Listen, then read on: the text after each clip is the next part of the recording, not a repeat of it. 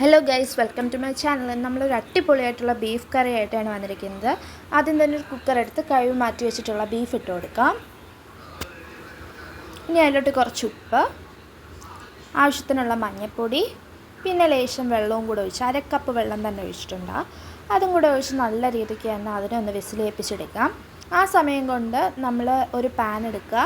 ആ പാനിലോട്ട് നമ്മൾ ആവശ്യത്തിന് എണ്ണയൊന്ന് ചൂടായി കഴിയുമ്പോൾ നമ്മൾ അതിലോട്ട് കടുകിട്ട് കൊടുക്കാം.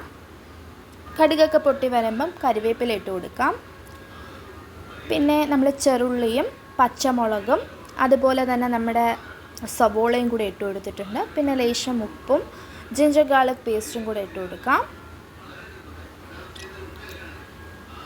നല്ല രീതിക്ക് തന്നെ ഒന്ന് വഴറ്റിയെടുക്കാം.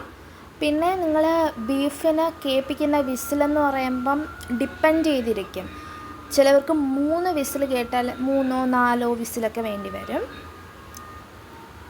നല്ല സോഫ്റ്റായിട്ട് വരണം ബീഫ്.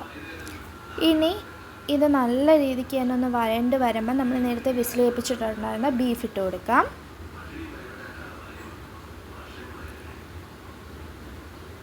ഈ സമയം കൊണ്ട് എൻ്റെ ചാനൽ ആരെങ്കിലും സബ്സ്ക്രൈബ് ചെയ്യാനുണ്ടെങ്കിൽ ദയവ് ചെയ്തൊന്ന് സബ്സ്ക്രൈബ് ചെയ്യുക. അപ്പോൾ ഇതുപോലുള്ള കൂടുതൽ വീഡിയോസ് കിട്ടാൻ വേണ്ടി ഹെൽപ്ഫുള്ളായിരിക്കും. ഇനി ആവശ്യത്തിന് മുളക് പൊടി ഇട്ട് കൊടുക്കാം. ഇനി ഇതിലോട്ട് അടുത്ത് മഞ്ഞൾപ്പൊടി ഇട്ട് കൊടുത്തിട്ടുണ്ട്. ഇനി ഇതൊക്കെ നന്നായിട്ടൊന്ന് ഇളക്കി കൊടുത്തതിന് ശേഷം നമുക്കിതിലോട്ട് കൊറിയാണ്ടർ പൗഡർ ഇട്ട് കൊടുക്കാം.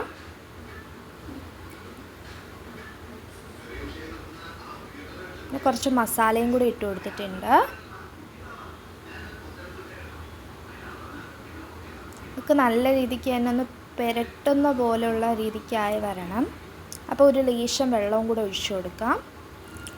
വളരെ കുറച്ച് ഒഴിക്കാവൂ, കാരണം ഓൾറെഡി ചിക്കനിൽ തന്നെ ഈ ബീഫിൽ തന്നെ വെള്ളമുണ്ട്. ഇനി അതിലോട്ട് കുറച്ച് തക്കാളിയും കൂടെ ഇട്ട് കൊടുക്കാം. ഒരു തക്കാളിയാണ് ഞാൻ ഇട്ടിട്ടുണ്ടായിരുന്നത്. ഇതാണ് final look. Thank you for watching. Please subscribe for more videos.